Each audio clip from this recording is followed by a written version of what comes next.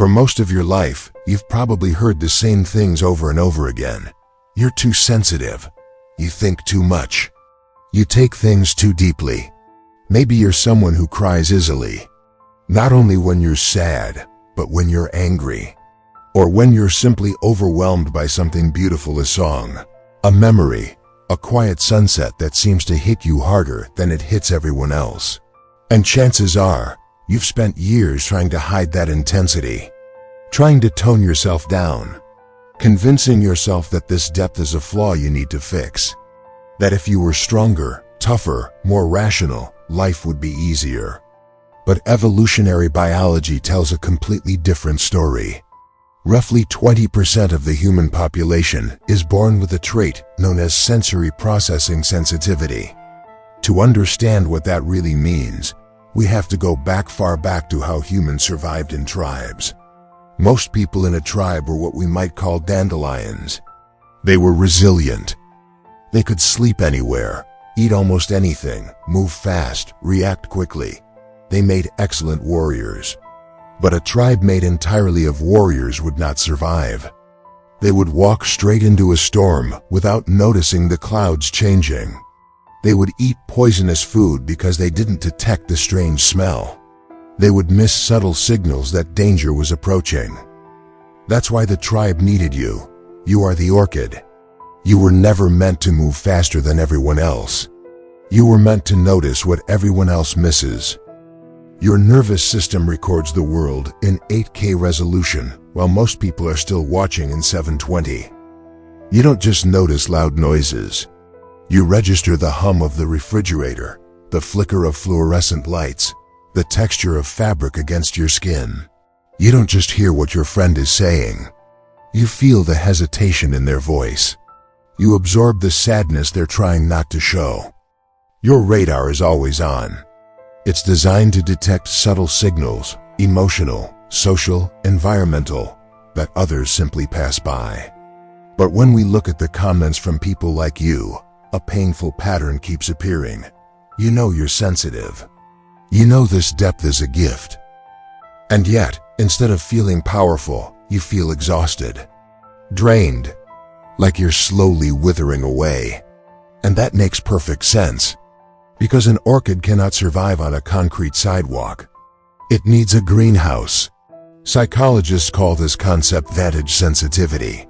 It means that while you are affected more deeply by harsh, chaotic environments, something extraordinary happens in the right ones. You don't just survive, you outperform.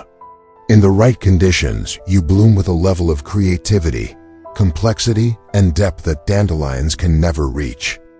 So today, we're not going to try to toughen you up. We're going to stop asking you to harden yourself. Instead, we're going to start building your greenhouse. And we'll do that by redesigning two core areas of your life, your body and your interactions. First, we need to understand why you're so tired. Not emotionally tired. Biologically tired. This isn't weakness. It's an evolutionary mismatch. Your nervous system evolved for a high-stakes but low-velocity environment. Imagine a quiet forest, almost silent. You're alert, but nothing is constantly demanding your attention. When a twig snaps, it matters. Your system is designed to process that single signal deeply. But you don't live in that forest.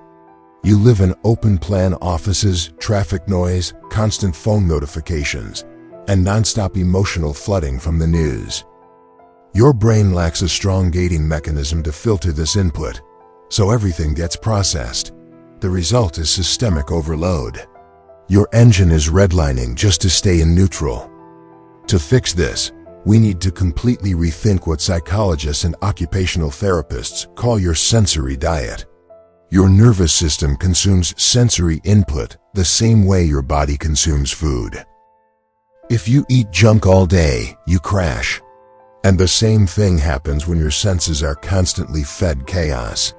Survival means minimizing what depletes you and intentionally maximizing what nourishes you. In chaotic environments you can't escape, noise-canceling headphones are not a luxury. They are personal protective equipment. They create a boundary between your sensitive nervous system and the world's noise. Wearing them isn't rude, it's maintenance. You also need what environmental psychologists call a restorative niche, a physical place where your system can idle. It doesn't have to be a meditation room. It can be a car, a stairwell, or even a bathroom stall. The rule is simple. When that familiar mental fog of overstimulation starts creeping in, you don't push through. You retreat for 5 minutes. No scrolling. No stimulation. You let your nervous system return to baseline. This prevents the cumulative crash that usually hits later in the day. But blocking out the bad isn't enough. For highly sensitive people, beauty is not optional. It's functional medicine. Nourishing sensory input sends a signal of safety to your brain. It might be visual natural light, trees, organic patterns your brain evolved to crave. It might be tactile soft fabrics, a weighted blanket, gentle pressure that activates your parasympathetic nervous system. Or it might be auditory, the sound of rain, brown noise, steady rhythms that replenish what chaos drains. These aren't indulgences, they are fuel. And they need to be scheduled, just like meals. If your phone constantly leaves you feeling tense, understand this. Your brain treats bright red notification badges as threats. That creates a low-grade anxiety loop. Try the gray protocol. Switch your phone to grayscale. It sounds small, but it changes the way your brain responds. It removes the dopamine hooks and turns your phone back into a tool instead of a stress machine. Now let's talk about the psychological layer. Your mirror neurons are hyperactive. When someone else is anxious, you don't just understand it, you feel it in your body. This is the emotional sponge effect. To protect yourself, you need to shift from empathy to compassion. Empathy means feeling with someone. Neuroscientifically, it activates pain centers.